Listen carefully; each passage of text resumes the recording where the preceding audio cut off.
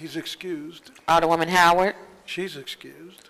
Alderman Ornwitz, Alderwoman Hubbard, Alderman She's here. I don't know. She must have walked off. Tamika, Oh, Tamika, she couldn't make it, no. Alderman Muhammad, He's out of town. Alderwoman Boyd, Here. Alderwoman Clark Hubbard, She here, but she over there. Yeah, she, Chairman Vaccaro. present. 2 present, quorum is not met. That's okay. So here's, we're going to put sign-up sheets. They're pro and con, whether or not you want to, speak on whether you want to close the workhouse, keep the workhouse open. We do not have a quorum, but even the sponsor asked us not to take a vote. I think he wants to do some more work in looking into things. But we are here to listen. So if you're here from the public and you want to come up and speak, I would just say, come on up. I would be interested on a personal note if you live in the city or in the county, because people come in from different areas. And this is certainly a city, thing. So, and if you have more that you want to say, that you didn't get to say the other day, I'll certainly accept that. You don't have to re-sign up. Otherwise, I'm just going to leave it open to public. Anytime they speak, Okay, so I'm wrong. You do have to sign the sheet. So there's going to be a pro and a con sheet up here. I assume, is there anybody here that doesn't feel you want to close the workhouse? So it's going to be mostly all pro. So I would say if what you're going to say has already been said, you might want to, but I'm going to try. It's not that big of a crowd, so usually we allow 3 minutes, but, we'll kind of stretch that somewhat. But we don't want to be here to midnight, so. Yeah, we have a hard stop time at 8 o'clock, so. Okay, so, and, no, that's okay. So they would like to kind of break this off by 8 with a little luck, maybe even quicker, but, so, I'm sorry. You want to stick with the 3 minutes? We can do, I was going to stretch it a little. We'll do 5. I mean, it's okay. Try to keep, because there's not that big of a crowd, and some people have already spoken. I would say, I'll watch the big clock back there, but do the best you can, stay within that 5 minutes. And again, if it's something you've already heard, it's just repeating something, you may want to shorten. So anyway, Dan, there's no particular order, so just going to come up, sign in, and speak. Give us your name. That's fine. That's fine, sure. That's fine. I'm gonna basically let, Dan, we're gonna do it a little different, so they can just sign up as they come up. We're not gonna make them sign up prior. Just, if you wanna speak, come up, sign your name, and we're gonna listen. I don't think, and it's just up to the committee unless you feel differently, I don't know that we'll even ask questions. I think it's just more of a listening thing. Listening session. Yeah, so, but if somebody does feel on the committee that they really want to say something, we can.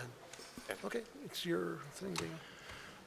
All right, thank you, Chairman Vaccaro and the members of the Public Safety Committee for being here for our 3rd hearing on the resolution number 205 to close the workhouse. Just a little bit of a recap. I wanted to make sure that people that had a feeling either for or against this resolution had an opportunity to come out and speak, other than our 2 other meetings that we've had during the daytime. So I wanted to be able to have an opportunity for people to have a speak in the evening. So again, I thank you very much for giving me this opportunity and giving Resolution 205 this opportunity to be here. So A couple recaps because we've had a number of presentations on this. If you recall from the first presentation or the first day of hearings that we had the Alderman Todd came up as a co-sponsor talking about how the Workhouse and the mass incarceration of this city is a kind of a continuation of systemic racism through our city, about the numbers, the percentages of African Americans in our city that are held in the Workhouse solely because of issues of bond and not being able to post bond or bail. We also at that time, we had Alderwoman Rice from the 8th Ward was able to come up. As a lawyer, she was able to speak a little bit about some of the changes that have been made through the Missouri Supreme Courts, which are allowing people that are arrested and charged to be able to give them a fair opportunity to have a quick hearing, and then also to be able to have a bail that is within their means, or being released on self-reconnaissance to be able to say that they are going to be able to return to show up for their hearing. At our hearing that we had yesterday, we had the group, the Close the Workhouse Coalition, was able to give us the full presentation on the reasons that we believe that now is the right time to say that our numbers for the Workhouse, which originally held over 1,100 people and now is down to between 250, 280 people, approximately 40% capacity, why we believe that we have the room in our Justice Center to be able to close the Workhouse, keep everyone that is a threat to society where they belong, but at the same time to be able to come up with new ways of offering services, pre-trial services to be able to make sure that people know when their court dates are, get them to show up, offer rides, offer ways for them to be able to fulfill their duties to the court, but also be able to be at home and take care of their families and still be able to be free until they are truly convicted and not just charged with something. So for tonight's meeting, I will first introduce Ms. Kayla Reed to kind of give a little bit of overview, and then we are opening this up. If anyone has anything to say for or against, when you come up, please sign up here. And just one little housekeeping thing that we learned from yesterday, because the members of this committee have been so kind. God, I have a talking point about that. Okay, Kayla has a talking point about that, so I'll let Kayla talk. I just want to speak to them just for a second. How's everybody doing? Yeah. Thank you for coming. So we're just going to implement one rule as a campaign. Today, you're going to have the urge to clap, snap. We're not going to do that. We're going to do this. Okay? Stop Jackson. American Sign Language is false. Doesn't make any noise, but if you're feeling in your spirit, you can have emotion, but don't let it have audio. Okay? If you understand, thumbs up. All right. Thank you. No problem. It's what democracy looks like. Exchange. So I want to preface this by saying that I have a really bad cough, and so I hope that I can get through this without breaking out into cough. And I also want to thank the alders who are present. Alderwoman Clark Hubbard, I think, is actually trying to get me a bottle of water, but we appreciate her. And Alderwoman Boyd and Alderman Vaccaro, you've been at each hearing, and so we want to say thank you for that. We appreciate the time and commitment to hearing from the constituents.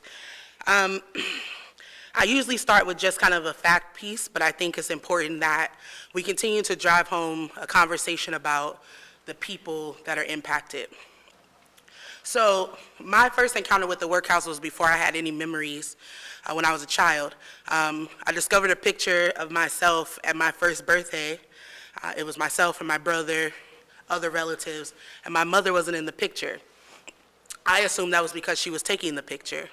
I later found out that was because she wasn't present for my first birthday, because she was in the Workhouse. At the time, and throughout her pregnancy with me, she struggled with drug addiction. And when upon her arrest, she sat in the Workhouse for several months. Thank you so much. And as a child, in the neighborhood I grew up in, which is now the 3rd Ward, formerly the 21st Ward, people leaving for stints of time was normal. And they weren't going off to war. They weren't going on long vacations. They weren't going to another city for a job or a contract. They were going on Hall Street, and they were doing what would become weeks and months of their lives at the Medium Security Institute. There is not a person who was born in this city that is native that doesn't have an immediate family member who has served time in the Medium Security Institute. Which, there's not a black person. Let me restate that. And so as someone who grew up understanding that folks in this neighborhood, in these zip codes where there is high levels of poverty, low levels of education, low levels of job employment, and all these kinds of factors that are results of public policy, the answer to that seemed to be to arrest and incarcerate ourselves out of a problem. I just turned 30 last Thursday. Happy birthday.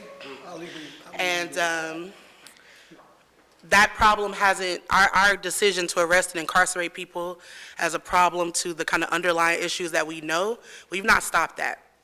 And so when I became an organizer 5 years ago, we understood that the way we do incarceration, the way our carceral system works here, it is more punitive to those who do not have resources.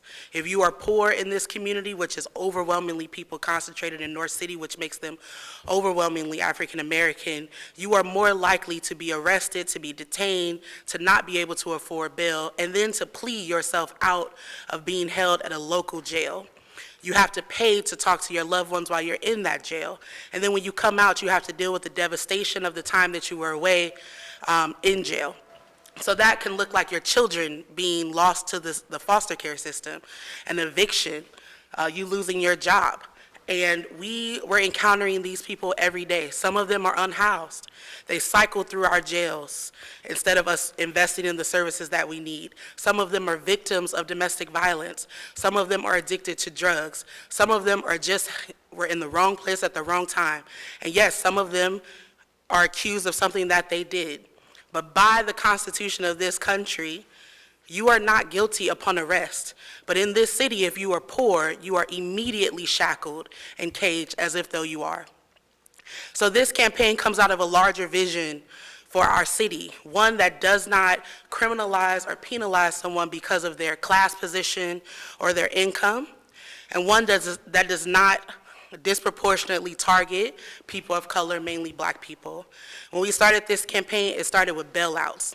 There were people in North City who gave us $5, $10, $100 on a GoFundMe to bail mothers out for Mother's Day because someone knew, like myself when I was a child, that there would be a kid who didn't have their mother because of the Workhouse. And so this isn't about bullying anyone or trying to convince you of facts that are not true. We started this campaign because we recognize that the people in the Medium Security Institute, they are residents of this city and they deserve better.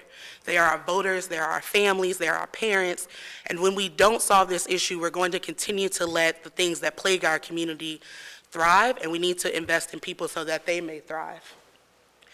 What we have learned since we started this campaign 2 years ago is that we have worked, the people in this room, the organizations that make up this campaign, have worked to depopulate that facility. Against the public safety director, against the wishes of the mayor, we figured out a way to raise the funds to bail people out. And 90% of those people that we bail out as a coalition, the Bail Project primarily as the partner, they return to court. And about 49% of them end up with their cases dropped. And if we were not a private intervention on that issue, they would just sit in that cage, which begs the question, how many people have sat in that cage and took a felony that permanently disenfranchises them, limits the type of housing that they're able to get, limits the jobs that they're able to get because they just wanted to go home? And we can't continue to invest in systems that literally break people and devastate families. And so the Resolution 205 is a step. It's a step in the direction that the city and the Board of Aldermen, as the local officials that you are our primary advocates. You are the people that we vote for by our neighborhoods and in our communities. You have the ability with this resolution to say enough is enough. This jail has been open too long. We've gotten the number down to a critical amount. We do not need to hold federal detainees. And most importantly, we need to shift away from arresting and incarcerating people to investing in them, because that is the only way we are going to see a reduction in our crime and an increase in the opportunities of future generations. We are burying children because we're not investing in them. And that is something we can do as a city, as organizations, as elected officials. Every once in a while, we can be on the same side of an issue and get something done. That's really important. And this $16 million, or however much it ends up being, can close this facility, retrain its employees, and invest in the neighborhoods that need it the most. And so we implore you that we have not organized for years. We don't knock on the door in the cold. We don't get pledge card signs. We don't talk to people and tell them to come tell their most traumatizing experience to you for the sake of just being here. We do it because we know that it's an important intervention, and we hope that you listen to the voices tonight and that you truly consider that you get to be brave in a city where we've just let the status quo exist far too long. And we can be brave and lead this nation in reinvesting resources out of the carceral system into the people that have been devastated by it. Thank you for having this hearing this evening, and we appreciate your time.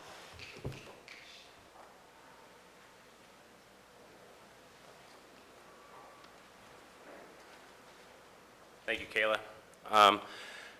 Yes, so you've heard the stories.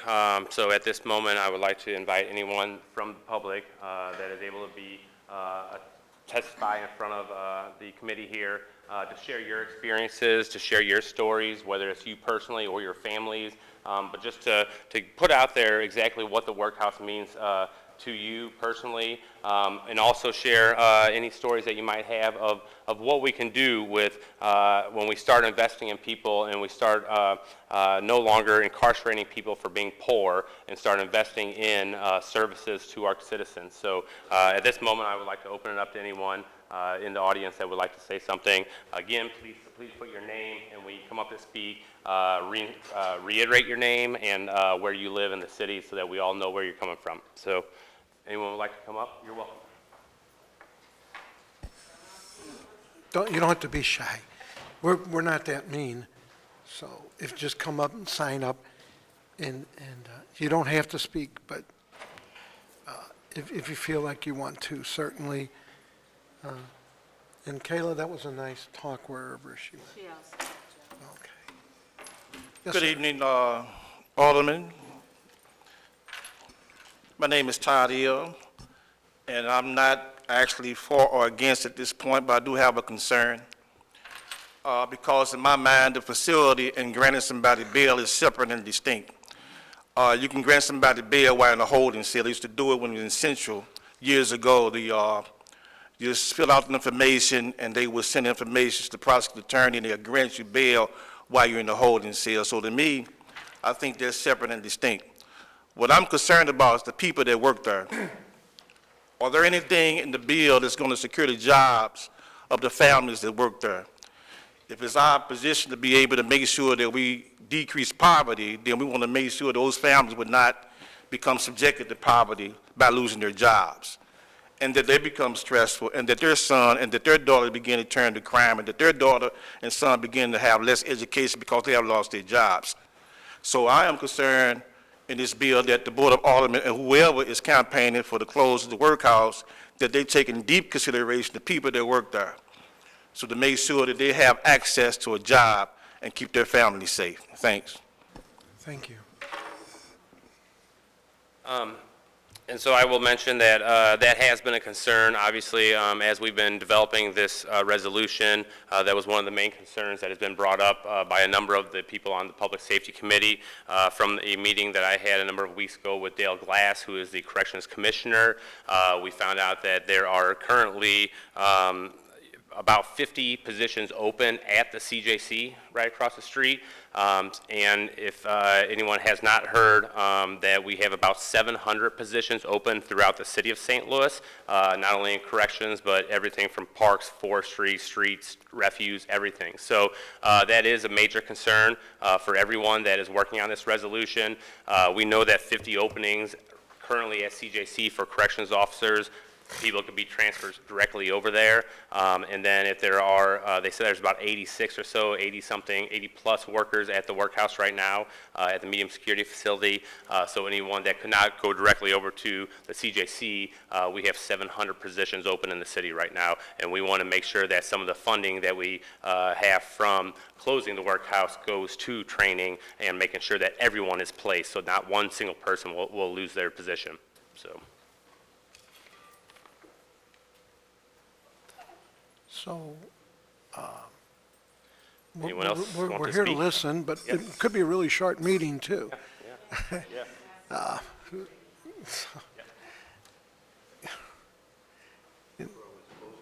Well, it doesn't matter. We just need your name for the minutes. We're not doing pro-con. Because I think right now, we're just listening. We're not even going to comment. And for me, that's hard. All right, good evening. My name is David Schmidt. I live in Maplewood. I just wanted to tell you a little bit of my story, what I found, and bring it back to why we're here tonight, hopefully in 3 minutes or less. But I appreciate the opportunity, and thank you for listening. I grew up in, I was born in the city of St. Louis on Bergen Avenue. When I was 8 years old, my family moved to South County. I grew up there. I went to all-white schools, all-white churches. I went to an all-white college. I did not have a friend that was a person of color until 10 years ago. When I met my wife, she's a physical therapist. She worked at Shriners. Prior to that, she did physical therapy, home health in the city of St. Louis. When we were dating, she said, I want to take you on a field trip and show you what I do. And we went in some homes. These are homes of people of color that cannot get out. They can't get in their car and drive to West County for treatment, right? And so what I saw was heartbreaking. It wasn't that the families were heartbreaking. They were trying to do what they could to survive. They were strong and doing what they had to do, right? But what was heartbreaking was the conditions that they were living in. And so I realized I had to ask myself two questions. How did they get there, and why am I not there? What's the difference? And so I started doing research and studying and reading, and I found a lot of things that weren't in the history books that I learned at school. 400 years, people of color have endured abuse and neglect and being treated less than human beings. Slavery, Jim Crow, lynching, civil rights, mass incarceration, war on drugs, over-policing, racial profiling, segregation, redlining, lack of education, lack of health care, lack of equal opportunity for jobs. I don't know what that list makes you think of, but my thought is if my ancestors had gone through 400 years of hell, I don't think I'd be standing here tonight. I am not proud of the fact that I'm a product of white supremacy. My life story is so much different. My wife and I adopted 2 African-American children. One of their aunts has been in the workhouse, and she has told me the stories, just the unbelievable conditions. So what we're talking about is a pattern of systemic racism that's still alive and well. So what do we do with this massive injustice? First step, close the workhouse. Step 1, do that. Move the inmates to the city jail. Start there. Then go to the next step, over-criminalization, bail system, over-policing, and use that 19, or whatever that number is, $19 million for community centers that can provide real services for those that are poor and marginalized and suffering from 400 years of trauma. So I ask that you would please consider seriously closing the workhouse and then take the next step to ending the poverty and the things that we see that plague our city every day. Thank you very much.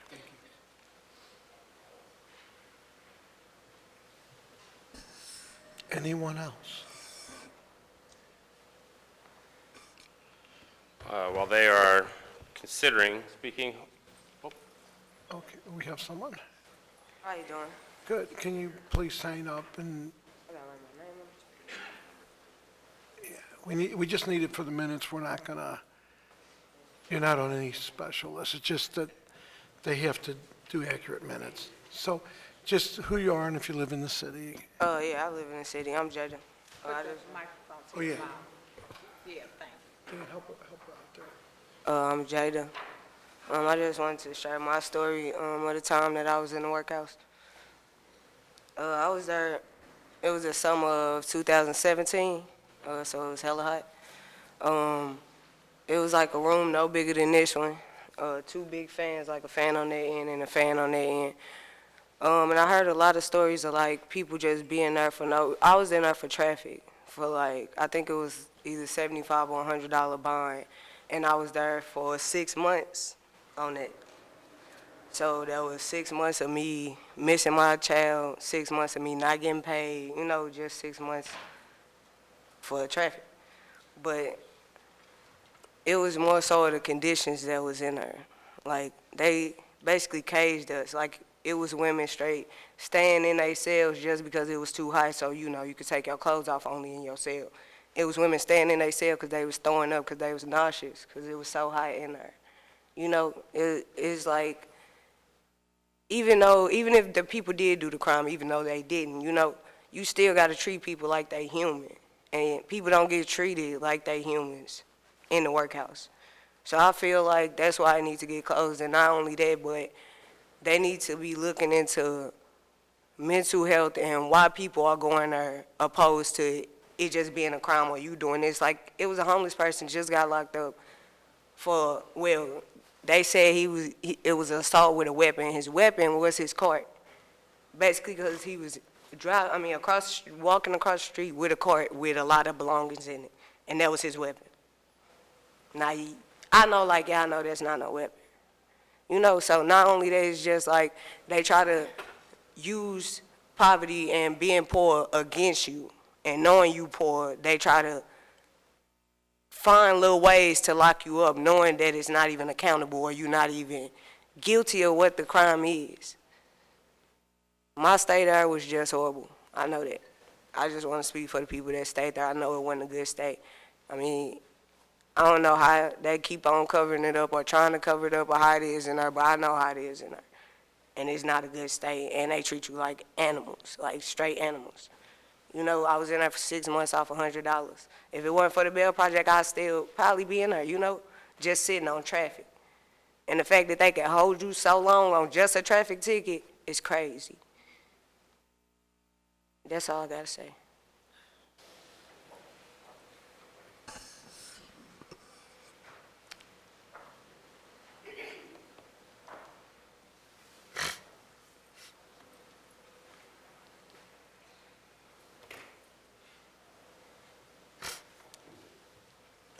Just your name, and do you live in the city?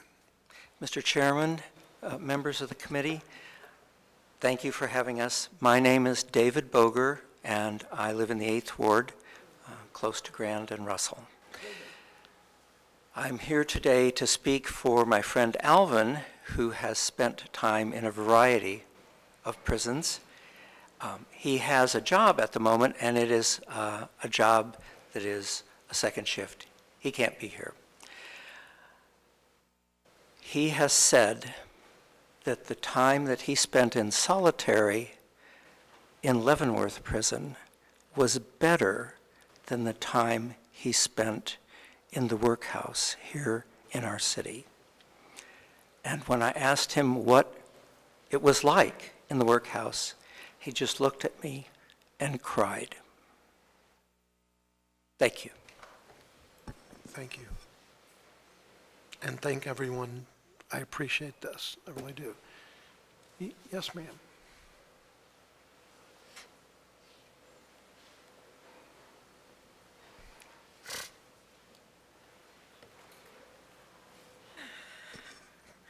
Hello. Hi. Your name, and do you live in the city? My name is Carlisha Ruffin, and I live in the county. Okay, it's okay. I'm a huge supporter of Close the Workhouse. My uncle, when I was younger, he was in the workhouse. He was the only male father figure that I had in my life. I never had another one. My dad passed when I was younger, so he was pretty much it. When he got out of the workhouse, he was never the same. His mind was changed. He was distant. He was just different. He always spoke about like the mold on the walls, the inhumane conditions, just how bad it was. Specifically about like the spider infestations, because he ended up getting bit in his face. I just feel like I support Close the Workhouse because I wanted to close down because of how they did my uncle, how they treated my uncle, and that's why I'm here. Thank you.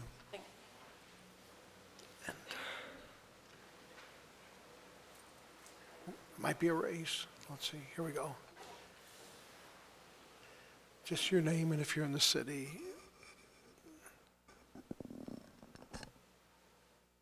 Hi, I'm Sarah Hofkamp. I'm from the 15th Ward. Thank you for being here and listening. So part of what Close the Workhouse does is we send people into our city courts to see how the bail setting process happens. And as a part of that, we've noticed a lot of trends. We've noticed how people end up in the workhouse, what happens during the bail setting process that puts people in the workhouse. I have witnessed personally judges setting bonds that they know, because the detainee has said this is beyond what I can pay, they know is just beyond what the person can pay. We have heard judges say, we're going to put this as your bond because we know that the bail project could bail you out, which is an obvious indication of the system not working the way it should be working. I have witnessed people being detained, being kept in the workhouse because they have mental health issues, mental health illnesses that there aren't services for in the city. So because there's not a place for them to be housed, because there's no one willing to give them services here, they're put back into the workhouse, which is only making their situation worse. Some people who are put in pre-trial detention do not understand what's going on, and it's obvious. They don't know. They're asking questions. Where is this jail? Where am I going? How long will I be there? Why? Like, why am I going to jail? When is the trial going to happen? That kind of thing. And it's because they're not told, because no one's explaining to these people what's happening. It's an indication to me that we don't see these people as fully human. We're not treating them with basic respect, human dignity.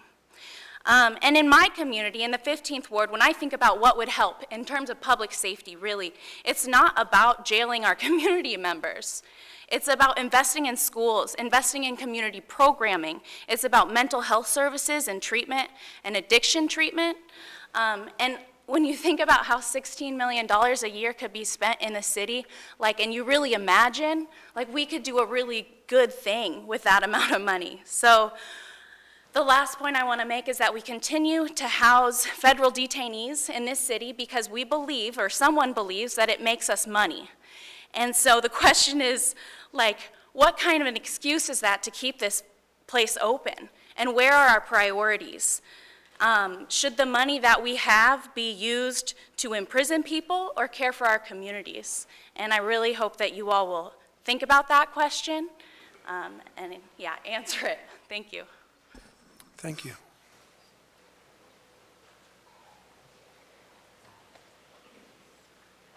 And again, that's just because they have to prepare minutes for the meeting, so your name and if you live in the city. I'm Christine Dragonette. I'm a city resident in the Carondelet neighborhood, and I also work at the College Church on SLU's campus. And we have a program that facilitates access to Missouri state IDs and birth certificates with folks. And so I'm just here to offer that an often overlooked barrier is official identification. We see a lot of people who have been recently incarcerated, a lot of people who have recently come from the workhouse who unnecessarily have been hit with this instability in their lives and often had identification going into incarceration and then come out without anything. And as you know and can imagine, you need your ID for just about anything to move forward and come back and have a job and housing and all of the things that people need just to survive and thrive. And so for people who are able to make it to our walk-in hours, it's necessary to make it to Midtown to get there and make sure they have the documents they need. It's never been easy to get a Missouri state ID for people experiencing homelessness, for people with limited resources, and it's gotten tougher with the Real ID laws coming out. So often it means getting together any documents possible, often mailing off out of state if someone was born in a different state for their birth certificate, and then coming here to City Hall to get those documents and doing all of that before people can even imagine getting a job, getting housing, applying for social services, doing all the things that are necessary just to get back to their lives. And I think just the report that Close the Workhouse put together recently outlines all of the reasons why this is necessary, and this is just one other often overlooked barrier that people don't think about unless it's something that you've experienced. So, if you could hang on, I wouldn't say anything. I just a quick question. Yes. So, I know this Friday we're not doing it, but generally every Friday we have about 100 to 120 homeless people that come into this room at 8 o'clock in the morning. And these are a lot of things we talk about, and we've been trying to get them, working to get, we have actually had some success to try and get them jobs. If you can get together, I'd love to have your group come up and talk to them. We're looking, my big thing apparently, of course, I'd like to see Larry Rice's facility open so people have somewhere to go during the day. We had a lady start a fire because she was suffering from hypothermia in the building next door, and the fire department had to come. They had to take her to the hospital for hypothermia. And what you're talking about is sort of what has had my attention for a while. And so if you wouldn't mind, if your group would love to come up, this Friday we're not doing it. Next Friday, Larry Rice and homeless people are having something, but the Friday after we start back up again. Yeah, have and roughly we 100 or so. are happy to be a part of that conversation. I think something else that's true is that social service agencies are really stretched and are trying to meet the need that isn't there, and that city funding is really needed to fill that need. So I think with the closing of the workhouse, we would just have so many more resources to go into these sorts of meetings and affordable housing and job training and access to employment and things like that. So absolutely, in the meantime, as like a stopgap, we're doing what we can, but we see 3,500 people a year for IDs and birth certificates alone, and we turn people away. So just the level of need and the way that the city, I think that needs to step up in order to meet that is huge. I And don't so, disagree, and I yeah, think- so I think yes, we need to and work together, and I think we Yeah. need to get the recorder of deeds.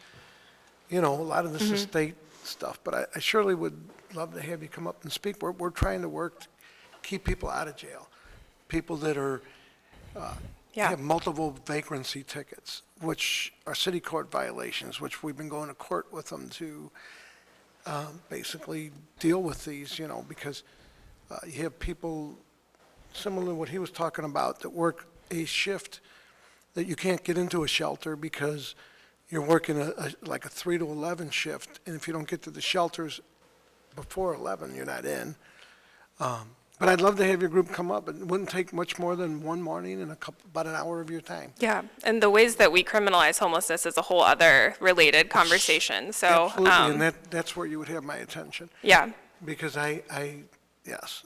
yeah. And I would have to say that the two older people up here with me have also been here to try to help with that problem and to talk to that. And so, Yeah. anyway, and I realize that's not, and I said I wouldn't talk, so. But thank you. And if you could, please let me know. I'd love to have you come up. We're starting again, not this Friday or next Friday, but the Friday after we'll start Okay, up again. yeah, I feel like I should cede my time, but I will figure out more about this meeting and see what is possible. Yeah. Thank you.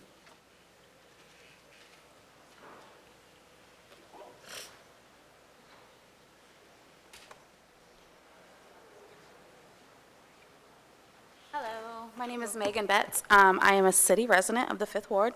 A few years back, my brother-in-law was arrested. He was sent to the workhouse because at the time we did not have the funds to bail him out.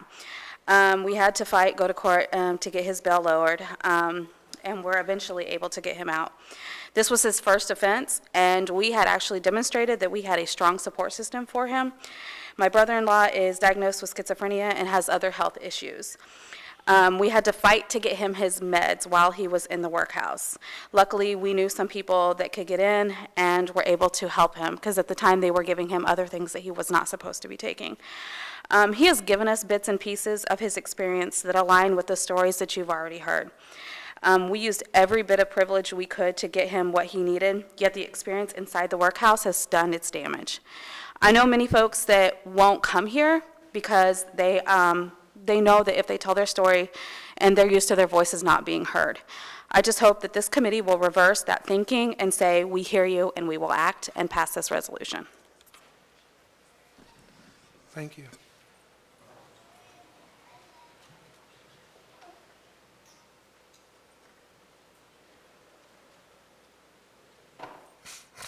I will have to say, this has been the most orderly group that I've ever seen. Yes, ma'am. Hello, my name is Kiana Cook, and I'm speaking on behalf of Empower Missouri. Empower Missouri is a statewide nonprofit organization that advocates for the well-being of all Missourians through civic leadership, education, and research. Empower Missouri supports a wide range of social welfare issues, from affordable housing and homelessness to criminal justice reform. Today, we are here to go on record in support of Resolution 205. Keeping the workhouse open is unnecessary and inhumane, and passing this resolution is a step in the direction to defund and close the workhouse. First, St. Louis City spends $16 million to fund the workhouse yearly, money that could be invested in our communities for affordable housing, job training, and education. Second, over half of the detainees are being held by the city on cash bail because they cannot afford to pay it. Holding people because they cannot afford bail is unfair and unjust. Finally, the population of the workhouse has decreased by 55%, and when you take the federal detainees out of the equation, there is space in the CJC that could hold inmates that are currently being housed at the workhouse. Thus, keeping the workhouse open is unnecessary. Empower Missouri's Smart Sentencing Coalition emphasizes restorative alternatives to our punitive correction systems and supports policies that empower people to overcome their financial circumstances. We join the many voices in this room and throughout our community in asking you to vote yes on Resolution 205 to work toward a system that is more just, fair, and humane. Thank you. Thank you.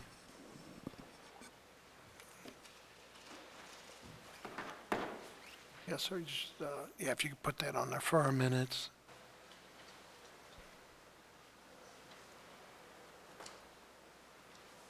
Okay. If you live in the city, that would be nice. I live in the city. My name is Nato Khalif. I stay in the 7th Ward. And I'm here because I'm actually representing myself, but I'm also a member of the Organization for Black Struggle. And going to some of the meetings that I've been witnessing, just overall, the basic thing it comes down to for me is money.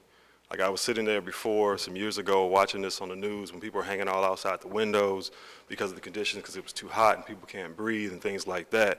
And when it comes down to it, it's like you scratch your head and it's like, why is it still going? Why is it still allowed to happen?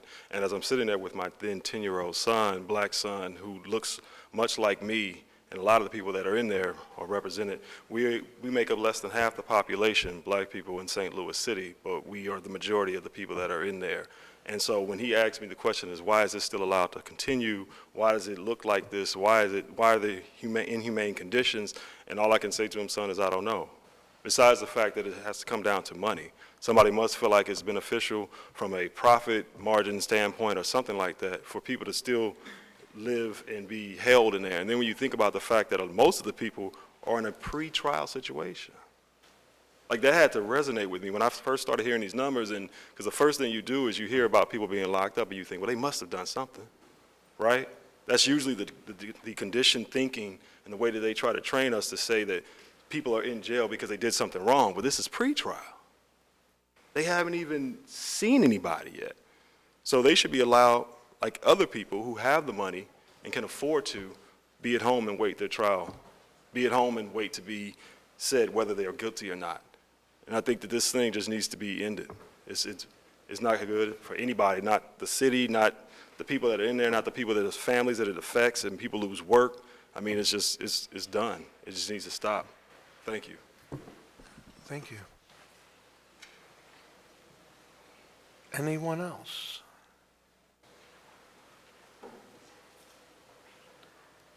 Did you want to talk? Oh, come on up. I'm sorry. She was. And again, if you just your name and if you live in the city. Yes. My name's Teresa Wilkie from 6th Ward. I just spent 2 days at Washington University in our Day of Dialogue and Action as an adjunct faculty, and our chancellor challenged us to find out how we could be in St. Louis for St. Louis. And in following his remarks, Hank Weber presented a number of disturbing statistics about St. Louis and the increase in the ratio between per capita income of Black and white residents. And in between 2000 and 2016, that ratio increased by 54% in St. Louis, which is the highest rate in the entire Midwest. It's twice as high as Detroit, 5 times as high as Chicago. And we have to acknowledge that some of this economic disparity is due to over-incarceration in the city of St. Louis. And my colleague who just spoke about the city residents that are over-represented in the city incarceration, 46% of city residents identify as Black or African American, but 85% are incarcerated in the St. Louis Division of Corrections. So Missouri has the 8th highest incarceration rate in the country, and the incarceration rate in St. Louis is 3 times the state rate. So in addition to being high in the United States, St. Louis specifically is really over-incarcerating Black bodies. So St. Louis is the second largest city in Missouri with 5% of the population, but 14% of the state's incarcerated population. So I'm a grant writer, so I spend a lot of my time writing to try to curb symptoms of some of these things, and I would really like to see this resolution passed so that we can kind of get a little bit more upstream and really reconnect to the community. Thank you. Thank you. Did you, the young lady in the back, did you want to come up, or? No. Okay. While I'm waiting on Ashley to come up, I just want to tell everybody, if you don't know, this meeting is our last chance. This meeting is our last chance. Well, not necessarily. This is the last time we are going to have a public opportunity to voice our concerns about this workhouse and about this jail. If you are in this room, it is because you already support our efforts in the fight. You being here is a step, but we need you to take one more step. I know public speaking is hard. I know it's scary, but if Jada can do it,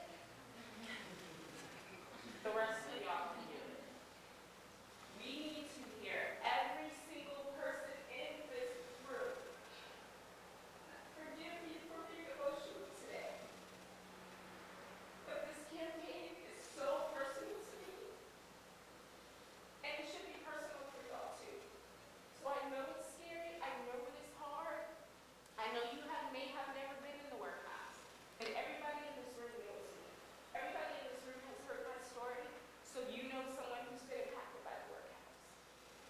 If you've been to a campaign meeting and you've heard us speak, if you've heard us talk, if you've heard the rally and cry, if you've done a silence chant with us, we need you at that microphone. And I know it's scary, but now is the time to be brave.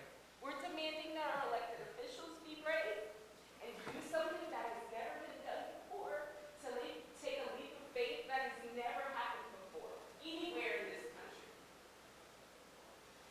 So that means we have to be brave, too. That means we have to be brave, too.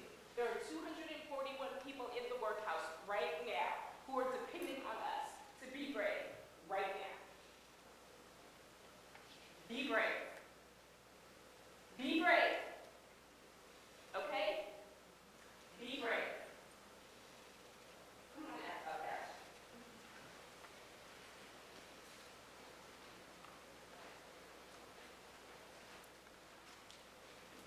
If you would just, your name and then sign up and then let us know your name and if you live in the city.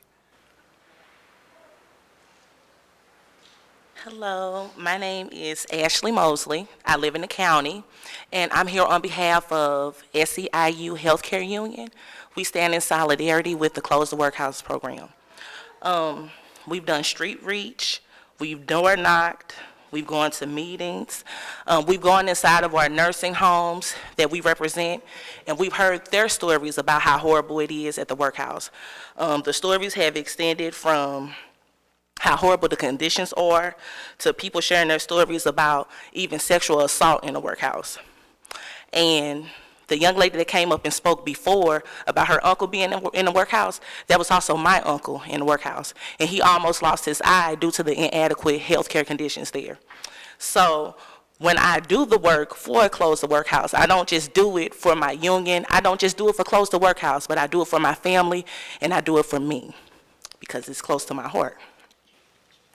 I just came up here to tell you all that SEIU stands in solidarity with Close the Workhouse, and we also stand in solidarity with Resolution 205, and we ask that you all just please take it into consideration, and please help us make this change, because we will continue to stand until the workhouse is closed permanently. Thank you so much. Thank you.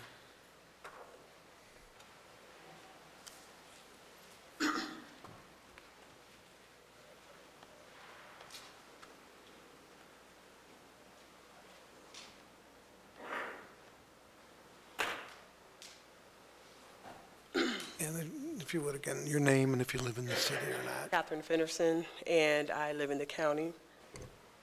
I'm just going to tell a story about my brother. You know, we grew up in Olivet, went to Ladue. My brother was probably the smartest person I've ever known. And when we were young, my mother died. My mother died on his 13th birthday. And so, you know, it just did something to him, and he just never, you know, could get back right. So, you know, I have a kid that, you know, for all intents and purposes, we were privileged. We had opportunities that other people couldn't have. But what we also didn't have was, you know, just support. So my brother got into drugs, and he ended up at the workhouse.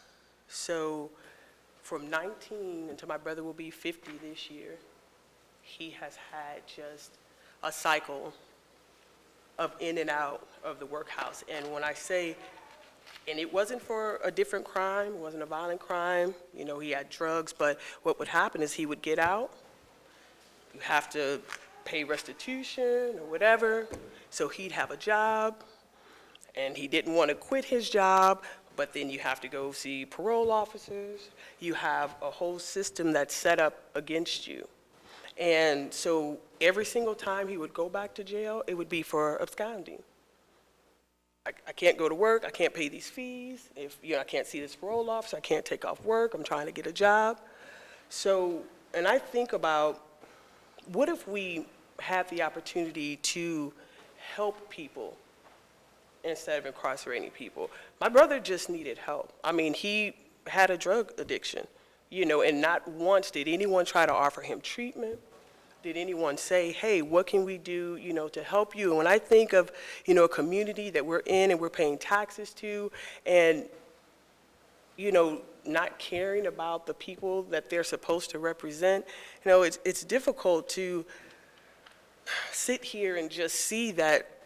And I'm just saying, every time I come to one of these budget meetings, that's all we're talking about is that, you know, we can't afford to do this because it's not in the budget. You know, we can't afford to, you know, have these programs. So we have $16 million that's here that we can try to do something to help our communities, and we're not utilizing it. So I'm just asking that if we're supposed to be a community that really cares, and if we're not just sitting here being placeholders, if we're not just sitting here putting on a show, then we need to start taking situations like this seriously, because it's impacting people. These aren't sensationalized stories. These aren't people that are making things up. These are people that have lost loved ones, people that have had entire families destroyed because of incarceration and over-incarceration of Black and brown people, and that's just the truth. So I'm asking for us to close this workhouse. Thank you.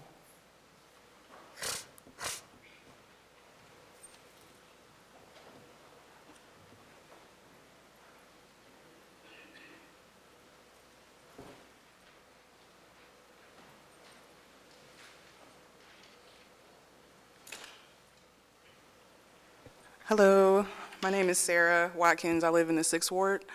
I just kind of want to address some things that we've been hearing from the committee over these past few meetings.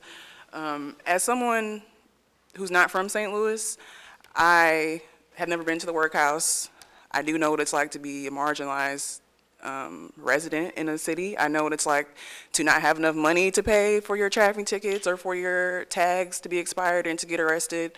I've had the privilege of being arrested and being released on my own recognizance. Let's see, sorry, I'm a little nervous. Don't be nervous, because we're not that mean. Shameen might be, but you never know. No, we're an easy group, so just take your time. Thanks. We're easy, I'm telling you. So basically, if people's bails were assessed fairly, we wouldn't be in this position. We wouldn't be talking about this. The workhouse wouldn't. There's no need for it if people were treated as people who can do better. We're not the worst things that we've ever done. I've heard people sit on this committee and say that some people belong in jail. There's just no hope for anyone. But with that kind of mindset, you're just throwing away a whole city. Like, the conditions of poverty and like systemic racism, it's so deep and historic here. And I feel like people come here with all these reports, and you still have people's testimonies who go through the things, and then I feel like you guys are kind of disputing what people say because you went on a 20-minute tour or because of what the mayor sends out. And it would be a disservice to this city if you all didn't really listen to the people. I mean, Action St. Louis knocks doors, and we have 1,000+ pledge cards of people with, it's just a no-brainer to them. Should the workhouse be open? No. I mean, although I've never lived here, I talk to people a lot who have either been in the workhouse or know someone, like we have said, and it's just, if you can ask a person on the street what would they do with that $16 million, and it's a no-brainer. Like, people need resources so they don't have to commit the crimes, or if they had the resources that they need to care for their family. And like I said, I'm fortunate enough to never have been arrested. To never have been detained because of my traffic tickets. I have a son. I could lose my job. Like, that's wild to me. So my time is up, but I just want to say, please listen to the people here. That was just my phone. Oh, okay. Listen to the people here, listen to the constituents, and don't use that mindset as just some people, there's just no hope for anyone.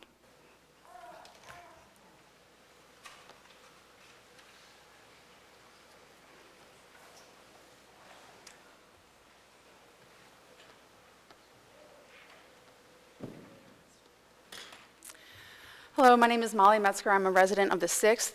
I'm here in solidarity with the Close the Workhouse campaign. There is no good reason that the workhouse should exist. If this is a conversation about revenue, I would start that conversation in a very different place. Let's talk about the TIFs and the tax abatements and all these deals that are going to the disproportionately white individuals and institutions that need them the least. That's where I'd start that conversation. Close the workhouse. Thanks.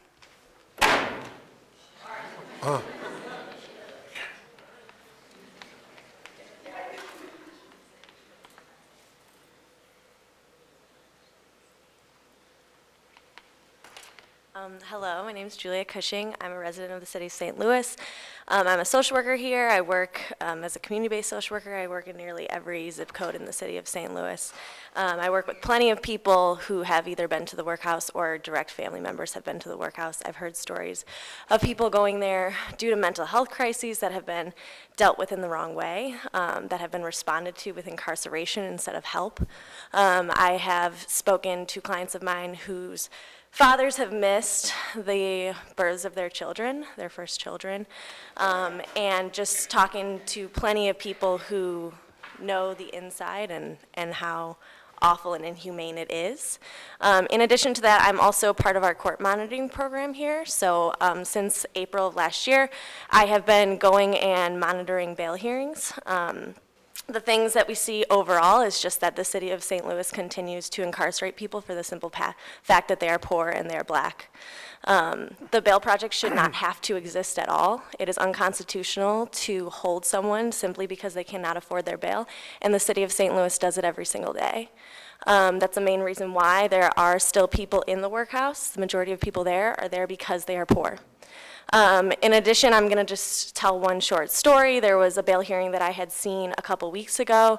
There was a man who had was experiencing a mental health episode. The police came, they incarcerated him. He was receiving his bail hearing, and he stated that he had nothing to give for bail.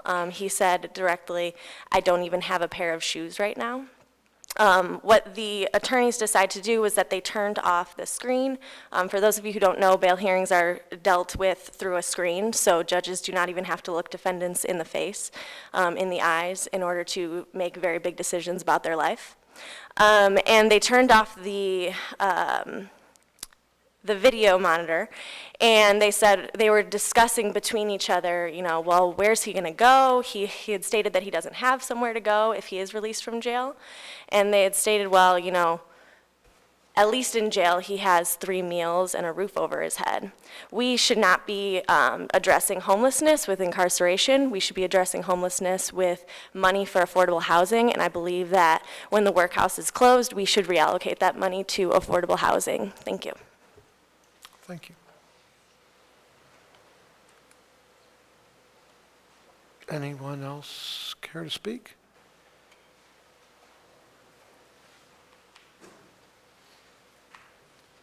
Please sign your name. And we're not selling the list, we're just, that's just for the minutes. And if you can give us your name and if you live in the city.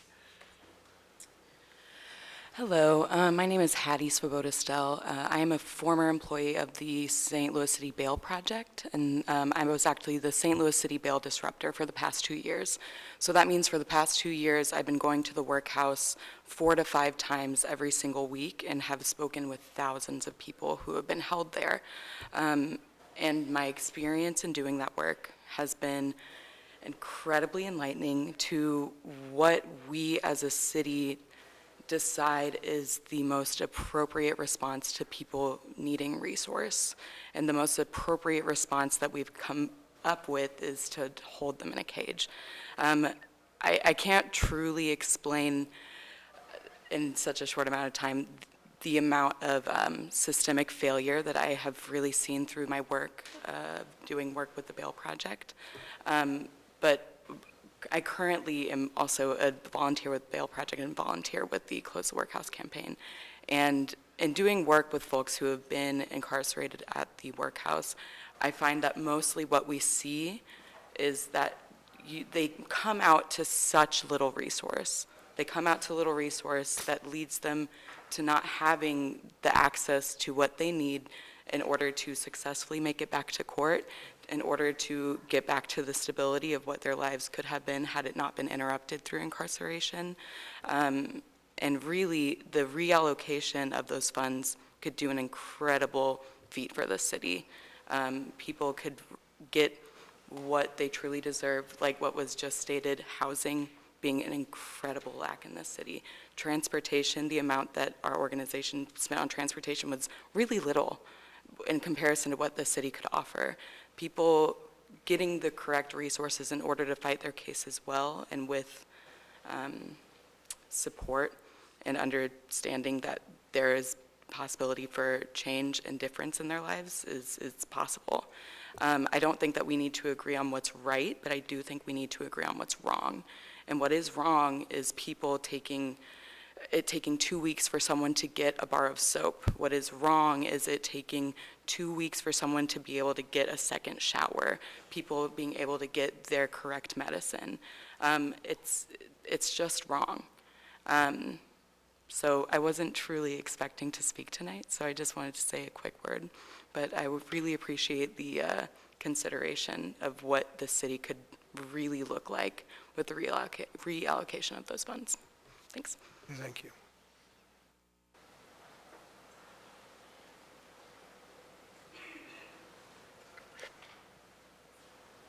And then again, if you can give us your name and if you live in the city. My name is Chris Singer. I live in the 8th Ward.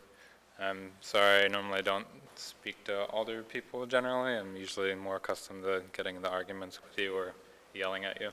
But I'm sure you're all very lovely people. So I just I don't have any personal experience with the workhouse. I mean, other than knowing several people in this room that have shared their experiences already. I feel like all the facts and the things that you need are out there now, and people can supply them to you. I guess I just want to share maybe a silly anecdote, but I think it points to a larger trend that might be important for city officials. I work at this coffee shop that is in the Grove. It's like hip coffee shop, and a lot of like hip people, like white real estate developers, and people who work at Cortex all the time go there, and they have a lot of like influence, and they're part of like this growing trend and like making St. Louis great, and it's getting better and right nicely developed. But anyway, recently there was a recently there was this fundraiser that was held there, and my point is that there were just lines out the door. It sounds like it was a madhouse. I'm glad I wasn't working that day, but it was just a huge amount of support shown to this Close the Workhouse campaign by people that I would like normally not consider to really care about such a thing. But I think that points again to a larger trend of like there's a lot of national attention on criminal justice reform and closing this particular jail even. And I think that it's important to like notice those trends, and that so much attention, even from people that you might not expect and that have some sway in the city and some power in the city, are willing to, spend their money to like help support close this thing. And I think I'm rambling at this point, but I think my point was clear. Was my point clear? Yeah. You're fine, sure. Great. Okay, that's all. Okay, thank you.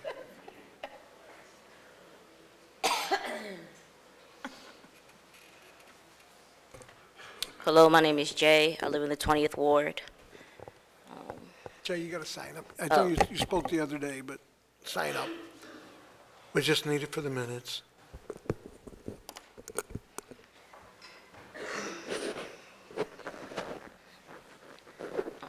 I'm nervous and I feel the pressure because you all have so much power, and it feels like it's like the last minute we can do this. And it makes me feel sad. And I hope that y'all recognize how much power you have and utilize that to do the right thing for Black people, for the people in your ward. I go out and I knock doors in y'all's wards. We just finished Pam Boyd's ward on your ward. And Sarah said we have over 1,000 pledge cards. We actually have over 2,000 pledge cards. We have over 2,500 folks in y'all's wards that want to see the workhouse closed. Your constituents want to see the workhouse closed. If y'all are the voice of y'all community and y'all wards, y'all too should want to see the workhouse closed.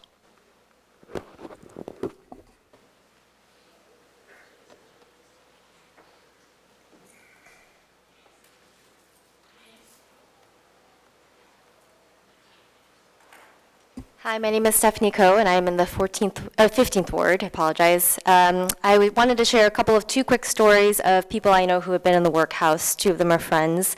One of them was in the workhouse and was a victim of some of the gladiator fighting that got a lot of the media attention. He was also a father, and so obviously was away from his family during that time. Another one was in there for almost a year for a crime he did not commit.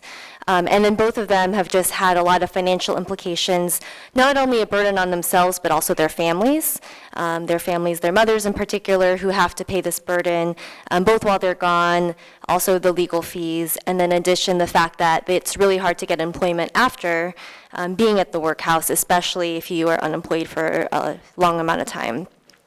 So those are two quick stories of just, a few of the many, many stories we've already heard today. In addition, from my perspective, I've worked in community development for the last 10 years, 5 of which were in the city, and knowing that a lot of times CDCs are pulling a lot of weight that the city isn't doing because they don't have the resources. So again, back to the question of where these resources could be allocated in a better way. And then my final point is the fact that even people I know outside of St. Louis, other parts of the country already have a negative perception of St. Louis for many, many reasons, including the workhouse and the fact that we even call it the workhouse in the first place. So that's just another point I wanted to bring in terms of this could really finally bring some positive attention to the city. Thank you.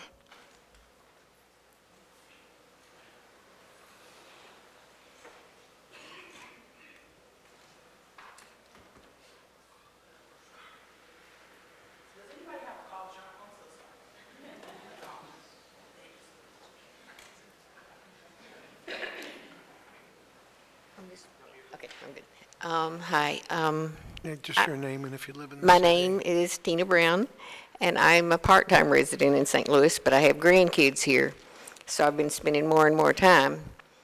And it's just another personal story that says so much about the conditions in the workhouse, which is, yes, my grandson was put in the workhouse, and we were able to get him out, and he wasn't there that long. But when I asked him about it, he did the same thing that somebody earlier. He wouldn't say. He won't talk about it. And I guess one part of it too is when we heard that that's where he was. One of my friends said, he's too pretty to be in the workhouse. So, thank you for closing the workhouse. Thank you. Anyone else? Yes.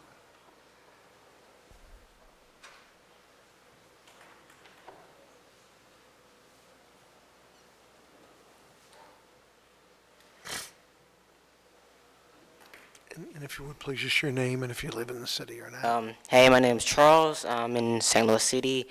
I grew up in Ferguson most of my life. I'm 26 years old. I've been here most of my life from the times I kind of run away and leave the state, but I keep coming back for family. And out of the 26 years I've been alive, all I can think about is the absence in my life of my father. He's been in and out of incarceration most of my life. When he was maybe 10, 11 years old, he was in Kirkwood doing eminent domain, and our family house was taken. And so that's really affected my father's side generationally. So once they got that little check of money, once they took the house, they were never able to put down roots from leaving Kinloch, and they moved into Ferguson. And he kind of became a boxer in St. Louis and kind of built a small name for himself. But he dropped out of high school when he was in the 8th grade, so he doesn't have any education, and he's in his 50s now. And so due to lack of resources, he's just kind of been in and out of the workhouse and never really there. When I look at our pictures, he's never there. I can name every one of my stepdads I had, every one of my mother's boyfriends, and other male figures in my life. I can never say that Lamont Buchanan was there. And that is a direct effect of not being valued here in St. Louis as a black body, not being seen. Because Kinloch is still empty. There's no airport there, there's nothing there. But my family was completely uprooted and still really hasn't found any type of stability here in the city. And so I would like to greatly see that change, not just another 50 years to go past and that to be the same experience of other black people here. Because there's a lot of money. You're saying $16 million, you could do a lot of things with $16 million. And so I really just appreciate if y'all took the time to think about and value the people here and value the people that vote you into office. Because I don't want to continue to be voting if I'm just going to be seen as just a dollar sign for incarceration versus my education and my wealth. So, yeah, that's all I have to say. Thank you.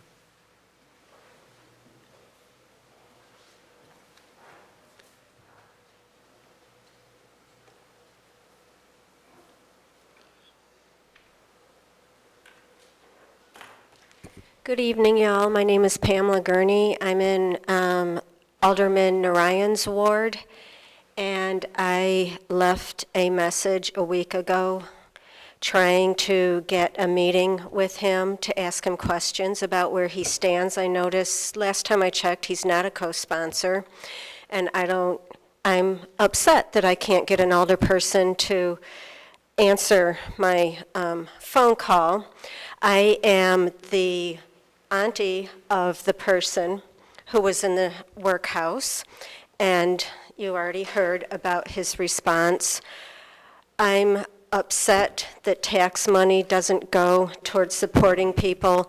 Instead, it's going towards incarcerating people, and I don't want my tax money spent that way. It is mean-spirited. There needs to be more social services. People need safety nets after leaving incarceration, and they instead fall through the cracks. This money can be spent in a different way, in a more humane and heartful way. Close the workhouse, finally, please.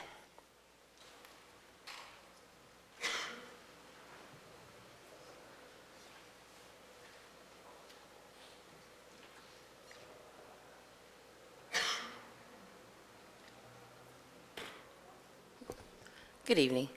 My name is Meredith Walker. Born and raised in St. Louis for the last 50 years, I do believe I grew up and lived in St. Louis for the first 30 years of my life, and I've been an educator in St. Louis for approximately 30 years. 15 of those years I spent in the St. Louis public school system. I've seen the direct impact of the unnecessary chattel slavery conditions that the workhouse has created that cause children to be absent from their parents. 16 million. How many trips could I have saved going to the Goodwill, looking for school supplies, buying books, trying to supplement the programs that didn't exist because funding was cut, if I had that 16 million to work with? How many children's lives would have been enriched with the programs that didn't have to be cut if there was funding available, if we weren't spending it so frivolously on unnecessariness? If the inhumane conditions of the workhouse hadn't already tugged at my heart and brought me to tears, the unnecessary wasting of taxpayers' money, teachers' time, and other resources that come from public funding and public programs that were cut, that people that worked there out of their pure love and passion of their job had to find a way to supplement what should have been part of the resources that were there for them. 16 million. What did your kids benefit from in their school district for the additional funding that wasn't unnecessarily wasted on not giving services, on not giving humane treatment, on not fixing the problem, only to create a revolving door to keep the problem? Just that is what it is, a problem. And how long are we going to wait to continue to watch a problem no longer serve our community before we do something about it? Welcome to us doing something about it. Thank you. Next, anyone? Yes. We have a taker.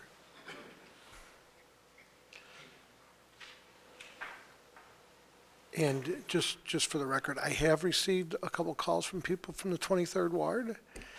I don't know if anybody's here from the 23rd Ward, but I've told them where I stand on this and what my opinion is, and anyone from the 23rd Ward is, oh, yes, I have received a couple calls from people in the 23rd Ward. I've received actually a lot of calls.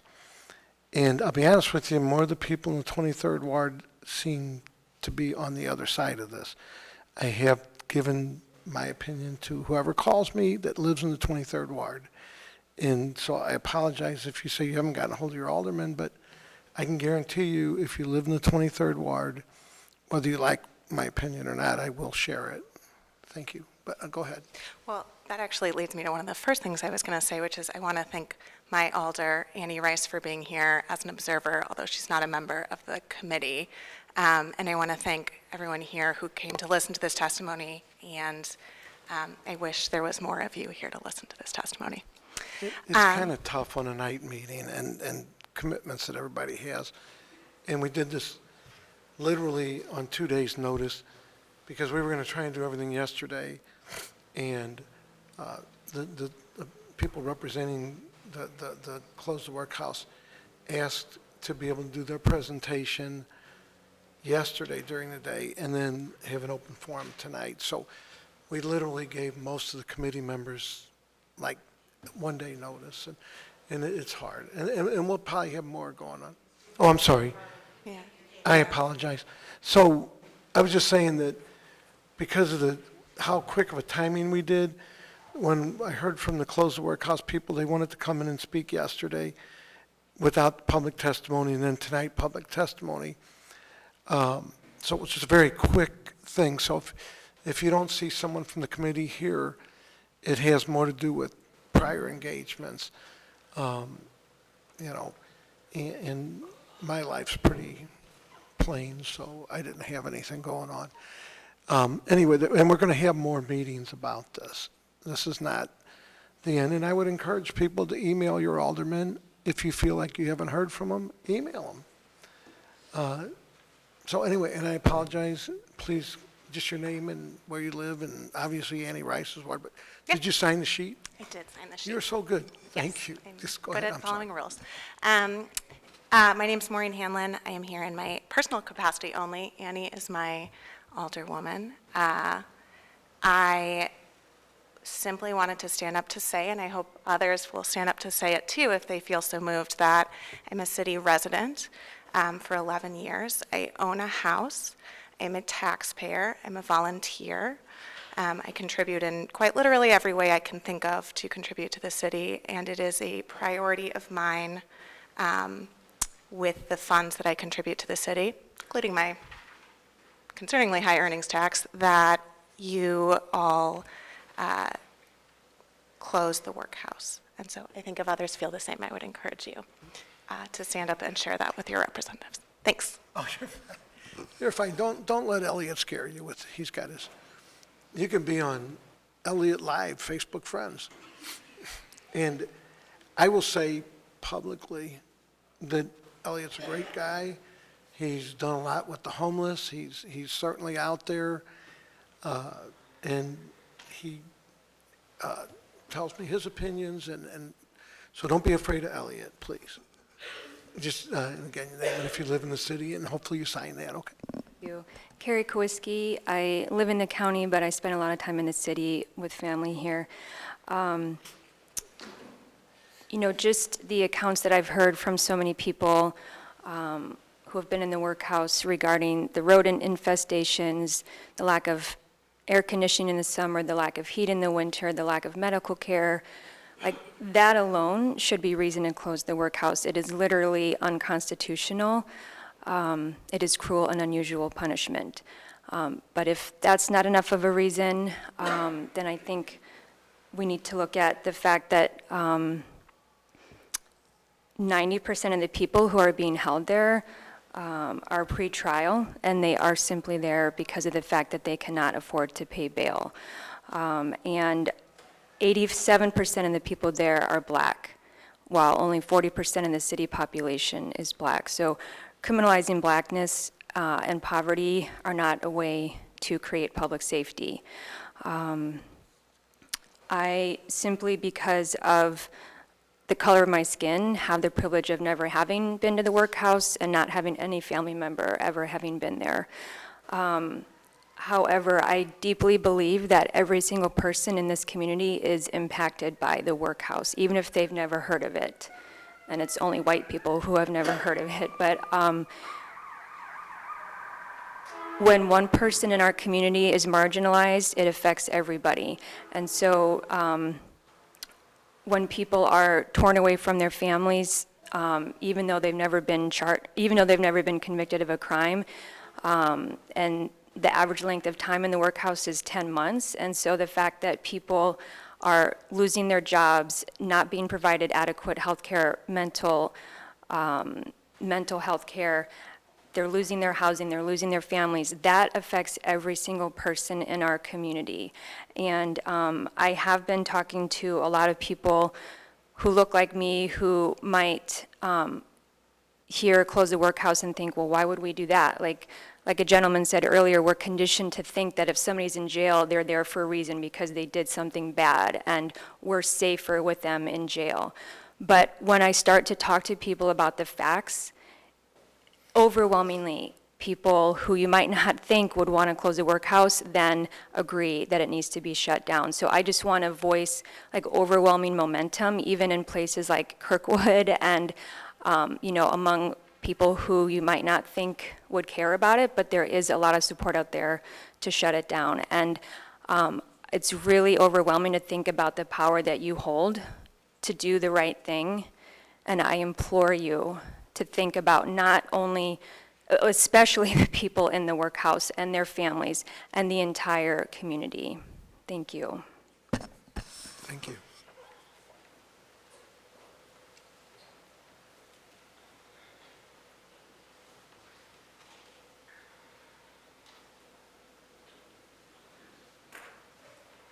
Name Hello. and if you live in the city, please. Hi, my name is Z. Gorley. I live in the city. I'm a resident of the 25th Ward in Dutchtown.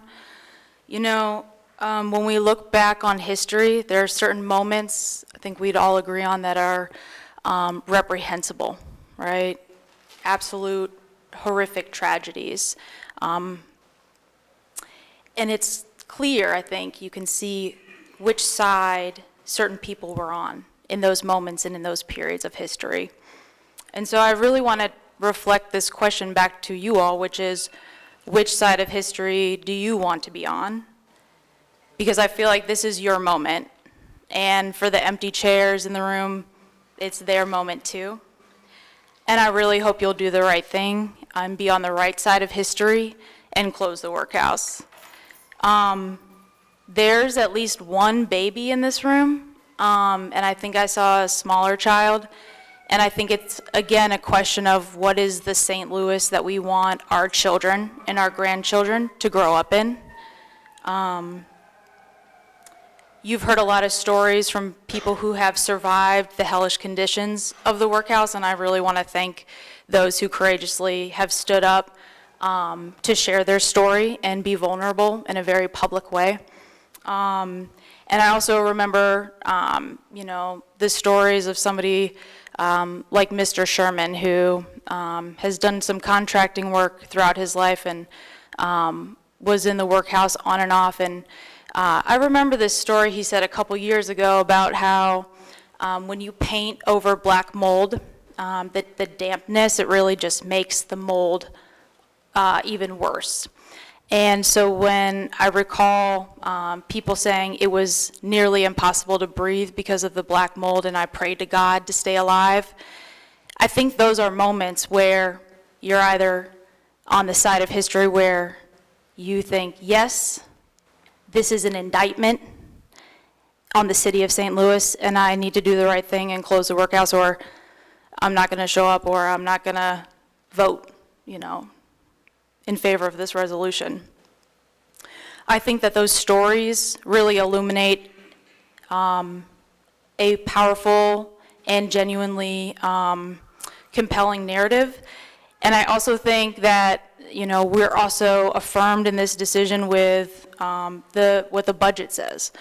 When we look back over the past few years at comparing the full-time employee workman's comp settlements between the City Justice Center and the workhouse, even though there's on average about 200 full-time employees at the workhouse versus about 300 full-time employees in the Justice Center, you'll see that those millions of dollars in workman's comp settlement payouts are higher to workhouse employees. Additionally, pulling some numbers from the fiscal year 19 budget, if you were to take a $100 bill to represent the general fund budget allocation to all the departments in the city, well, you see that, you know, public safety gets a lot, but what's prioritized there is policing at a total of $26.44. Again, this is operating out of a $100 bill to show. And then the workhouse receives $3.11. Compare that to how much the Department of Human Services would be allocated if we're using the $100 representation of the general fund budget, and that's 30 cents. And 0 cents, not one single penny, goes to homeless services. And earlier in this hearing, there was somebody who talked about the ways in which our system, our failed system of arresting and incarcerating people really is a form of social control, and it gets poor people and black people removed from their neighborhoods, their families, and I really think that's reprehensible. And it's clear to me that there are a lot of people that would stand on the side of history that would say that's wrong. You know, Inez Bordeaux is an incredible woman, and she's a colleague of mine I'm very grateful to have. And she said once before, and I've never been able to forget it, that the workhouse is irredeemable. And so I hope that you'll remember that, and when you think about which side of history you want to be on, and you know which side of history your colleagues want to be on, I hope you can feel confident in where you stand. Thank you. And keep in mind, just watching the clock, is hard and fast 8 o'clock, so, you know, keep in mind about 20 more minutes. Oh, I'm sorry. Just watching the clock, you had said you want a hard and fast 8 o'clock closure. I was just saying, keep in mind, there's about 20, 25 minutes tops. Sure, no. I'm sorry, I couldn't hear. You said how many people want to testify to have testimony.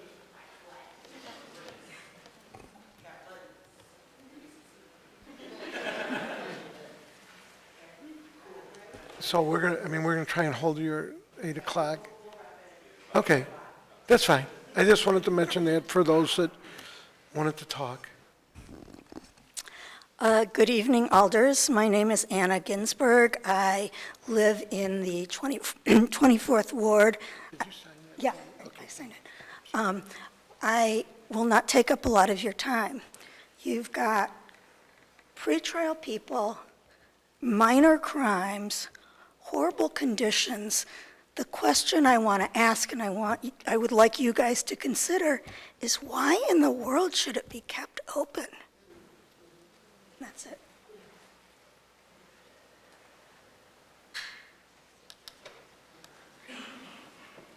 If you could sign it. If you could sign it, and then just name it if you live in the city.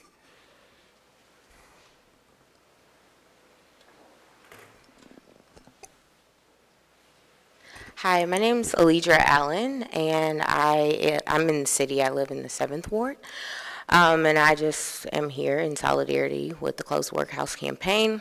I'm a diversity educator, so I spend a lot of time training people to understand different aspects of social injustice. And so one thing that I talk about sometimes is allyship. And with allyship, one of the biggest things that we always emphasize is in order to demonstrate allyship, you have to believe the stories of marginalized people. That's one of the main components. Privilege entitles us and often wants to make us tell people that what they're saying is true is not true. It makes us feel, because we are so privileged, that these things couldn't be happening. There's no way that in the city of St. Louis something like this would happen, but that's privilege. And a lot of times, as we know, with race, with sexual orientation, with ability, with all different types of marginalized communities, regardless of the identity, they have very different experiences than us. And I don't think there's anything different when we start talking about the workhouse. So I just want to remind you all to believe people when they're telling you their truth, when they're saying that these things happen. Listen, and I bring that to you because, one, I honestly think that as elected officials, your job is to be an ally and to be an advocate for the people who voted for you. And if Action St. Louis is telling you that there's over 2,000 people that have agreed, that are saying no brainer is what I heard, this needs to be closed, then you are here to not do just what you think and enforce your own opinion, but you're here to listen and lift up the desires of the community. So I just want to remind you all of that as elected officials. Additionally, I think you all have an opportunity to lead the way. There's conversations about cash bail all over this nation, and I think it's fair and safe to say that cash bail is not okay. Like, it's not right that some people are in jail for crimes that other people were able to bail out for. That is not okay. That the distinction is not about the crime that was committed, but simply because what's in that person's bank account. And we know that that is classist, and we know that it's racist. So you all have the opportunity to lead the way in that arena, knowing that so many people in the workhouse are there simply because they can't afford to be out. Additionally, this is an opportunity for you to lead the way and invest in systemic change. It's clear that putting people in jail does not resolve issues. It doesn't help them to be better. It doesn't help them to learn a lesson or go out and be a productive citizen. So you have the opportunity to reinvest $16 million into resources that are actually going to get to the root of the problem and not just put a patch on a situation and make you all feel safe. And that's a whole other lecture that we won't go into about safety and why people feel unsafe. But, you know, you all have the opportunity to lead. And this is something that is well beyond St. Louis, and it's clear so many other people are showing us, you know, what needs to happen. So many people are standing in solidarity. Again, like Z said, be on the right side of history and do the right thing. Thank you. Thank you. Are you next? I am. Did I joke somebody? No? I thought other people wanted to speak. I joke somebody? Okay, great. I'm going to sign in after. My name is Inez Bordeaux. I live in the 9th Ward. Dan Guenther is my alderman. I am very proud of him for bringing this resolution to the board, so I really appreciate that. I am a person that's been directly impacted by the workhouse. I was there for 30 days in 2016. I have no intention on prostrating myself in front of this committee today. But I am going to read something. Whereas Inez Bordeaux is a mother of 4 who had been working as a licensed practical nurse when her life was derailed by a brief encounter with the law, and she was held in the city's workhouse on a technical probation violation. During her incarceration in the city's infamous workhouse jail in 2016, she experienced unsanitary conditions and inhumane conditions that cried out for change. This was the only time in her life when she felt hopeless. Because of her interactions with the criminal justice system, she was often left broke, homeless, and living in a halfway house. What I just read from was a resolution that I was honored with by the city of St. Louis last week on the 13th. If the workhouse is so okay, if it's so fine, why was I given an award by the city for my activism work in trying to close the workhouse? There are members of this very committee whose signature is on this resolution. So, if the workhouse is okay, why was I awarded for fighting it? Why was I awarded for fighting it if the workhouse is okay? This was just last week. This was just last week. I don't sleep at night anymore. I haven't slept. I haven't had a full, restful 8 hours of sleep since I got out of the workhouse in May of 2016. Because I can't sleep, knowing that there are people there being held in the conditions that I experienced when I was there. These aren't old. People who were there in 2019 are complaining about the same thing. People we bailed out last week are complaining about the same thing. Last month, last year, 3 years ago, 4 years ago, 30 years ago, 40 years ago, people are complaining about the same thing that I was honored for by the city just last week. The reason I can't sleep at night is because I'm not at peace. And the reason I'm not at peace is because they say in order to have peace, you have to make peace with the things that have harmed you. And the thing that has harmed me is over-policing, over-criminalization, criminalization of poverty, and the existence of the workhouse. I'm not interested in making peace with the things that have harmed me. I am interested in making war with the things that have harmed me. And this committee is standing in the way of the war that me, every single person in this room, every organization represented in this room is trying to fight. The war against overcriminalization, the war against poverty, the war against Black people in this city.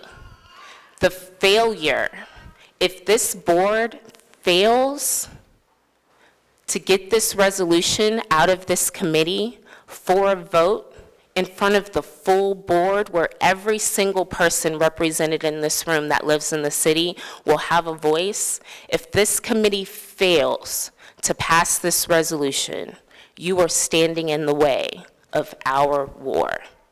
There are no fences out here as far as I'm concerned. Either you are okay with the criminalization of poverty or you're not. Either you are okay with locking up people in a facility that should be condemned or you're not. Either you are okay with locking up Black people or you're not. Either you are okay with racism and white supremacy or you're not. There are no fences out here. Choose a side. Choose a side. Because if you are not with us, you are against us. And if you are against us, that means you are not ready to wage war. Everybody in this room is ready to wage war. Every single person. I am ready to wage war. I'm not interested in peace. The Workhouse is standing in the way of progress of this city. We are St. Louis. This is the gateway to the West. This is where people came to do great things and then go out and spread it to the rest of the country. We can be a leader again. We can show the rest of the country the way. We can show the rest of the country that you can decriminalize your city, you can invest in people, you can invest in communities, and you can make a difference. I've told y'all, so many times I've stood before this committee and said the definition of insanity is doing the same thing over and over and over and over and over and over and over and over and over and over and over and over and over and over and over and over again and expecting a different result. If we want to change the violence in this city, if we want to change the crime in this city, we have to go to war. It is our duty to fight for our freedom, and it is our duty to win. We expect the people on this board not to be allies. Alidra talked about allies. We're not looking for allies. We're looking for accomplices. We're looking for co-conspirators. We're looking for people who want to go to war with us. Closing the Workhouse is just the first step. Please do not stand in the way of the war we are trying to wage. Please don't stand in the way of that. As elected officials, you have a duty. You have a duty to do what's right for this city. You have a duty to do what's right by marginalized people. You have a duty to do what's right by Black people. And you have a duty to fix the injustices that decades of neglect and fear-mongering and racist policy put into practice have done to this city. You have a duty to join our war. So I want to know, are you with us? Or are you against us? Thank you.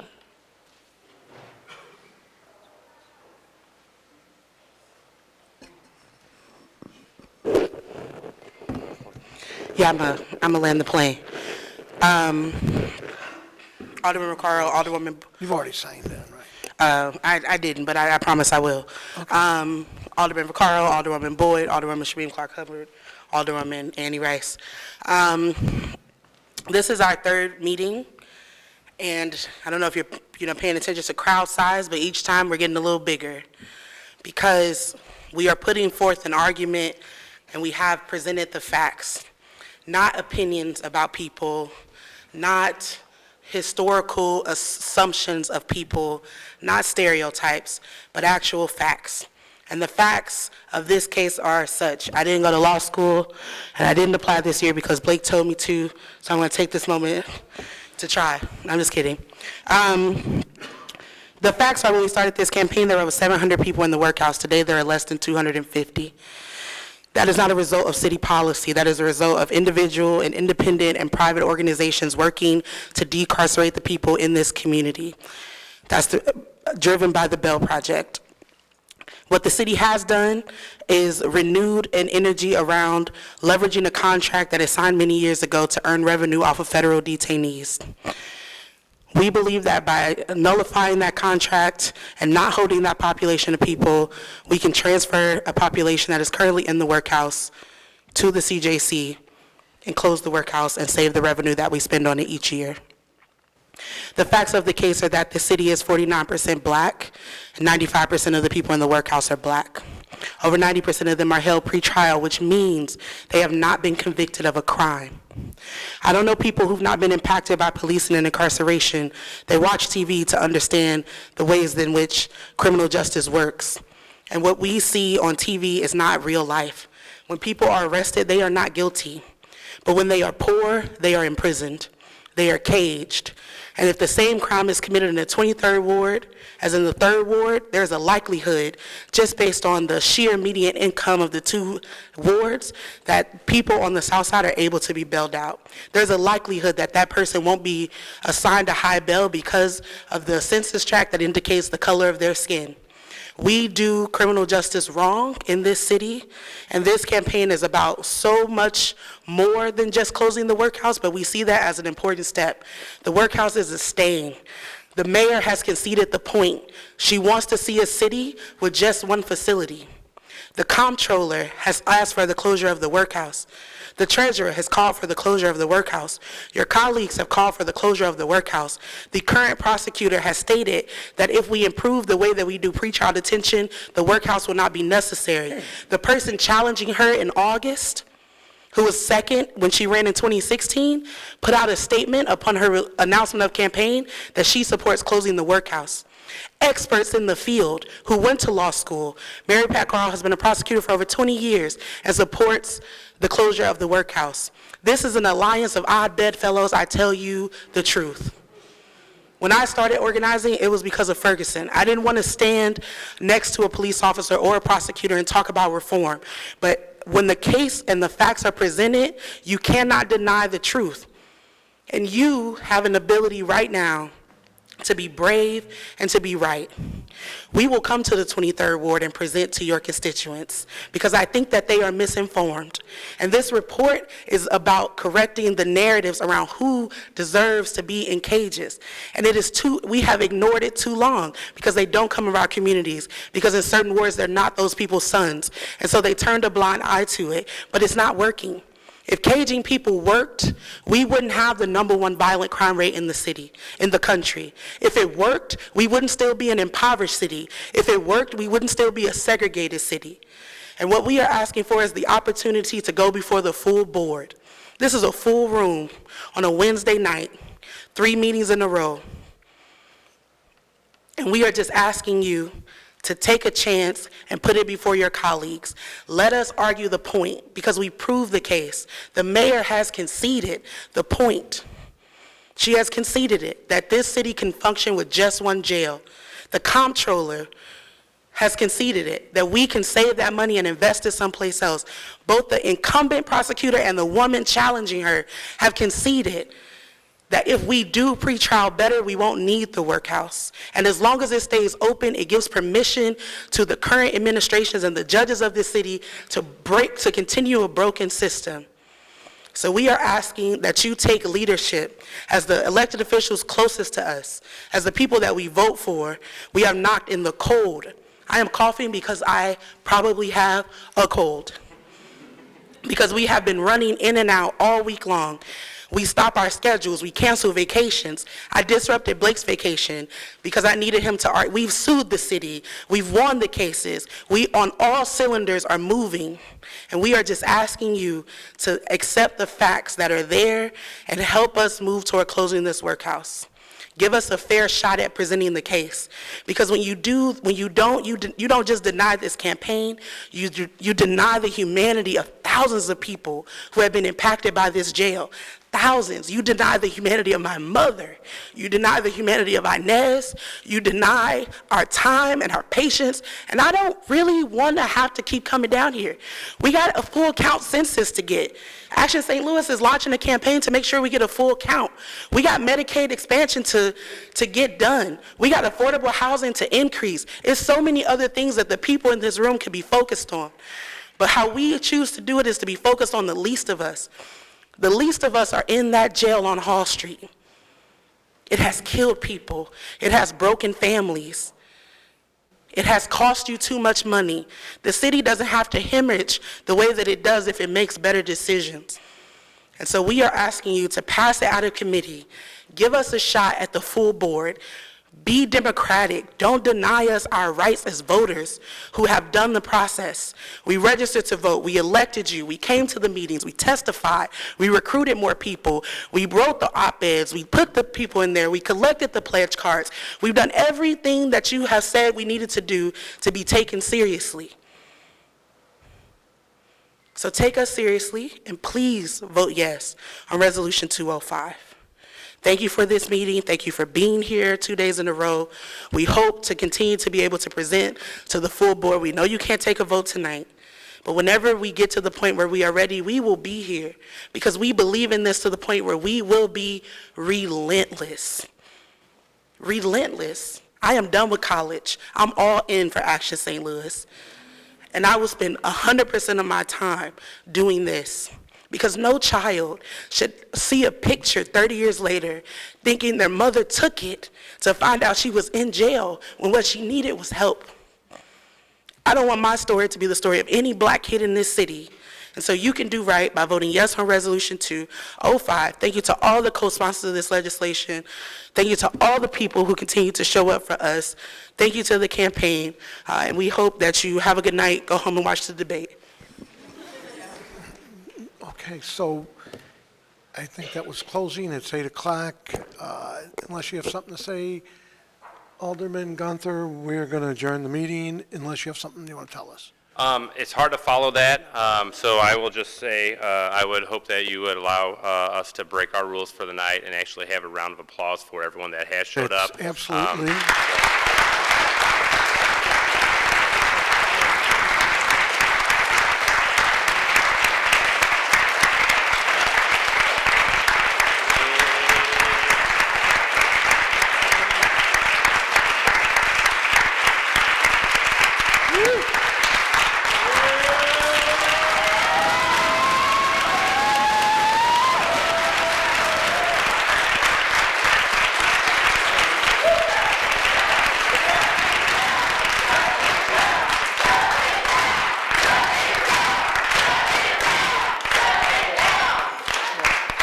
So we're going to move to adjourn the meeting. We were fine with the round of applause, but I think it got a little more. Yeah, I But got a little anyway, lot on that. Well, but thank you. Thank you. I'd make a motion to adjourn? So we're adjourned. Yeah, we don't even have to make a motion. We're Yeah. adjourned. All right. What's that?